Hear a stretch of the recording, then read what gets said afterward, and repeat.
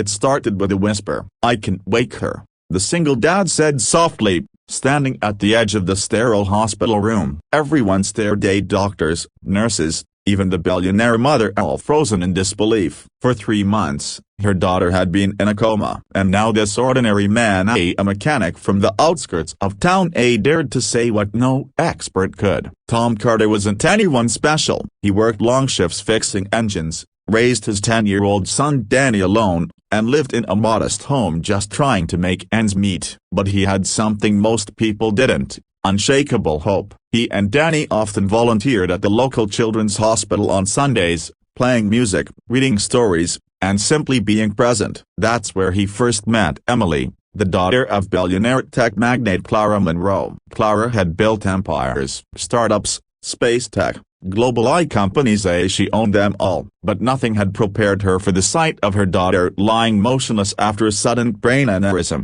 No therapy worked. No voice could reach Emily. She had the best care money could buy, but no change. Until Tom. Danny, Tom's son, was the first to feel it. He said he dreamed of Emily and that she cried in those dreams. One day, he asked if they could visit her room. With hesitant permission from Clara, Tom brought Danny in. What happened next defied logic. Danny sat beside her and held her hand. Then he began to hum a lullaby, an old song Tom used to sing to his late wife, one only their small family knew. Tom watched, his heart tightening. Then he did something spontaneous. He took out an old cassette tape of his wife's voice reading bedtime stories, and played it softly.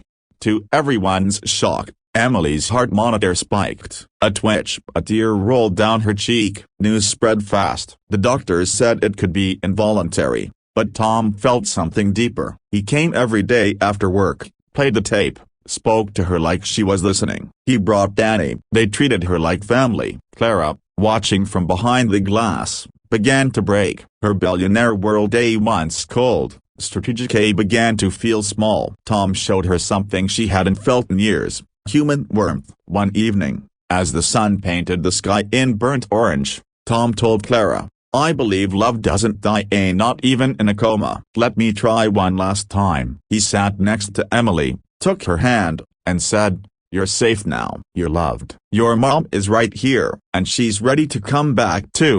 He started singing again, not the lullaby this time, but the simple tune Clara hadn't heard since she was a child, a song her mother used to sing. Her knees buckled. "How do you know that song?"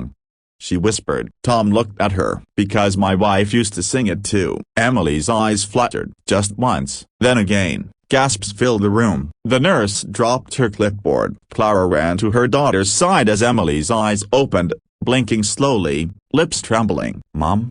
she croaked. Clara collapsed in tears, gripping her daughter as if she'd never let go again. Later, as the medical team confirmed a full, miraculous recovery, Clara sat beside Tom in the hallway. The billionaire, humbled, shaking, whispered, "You brought her back. Not science, not money. You." Tom smiled softly. "Maybe.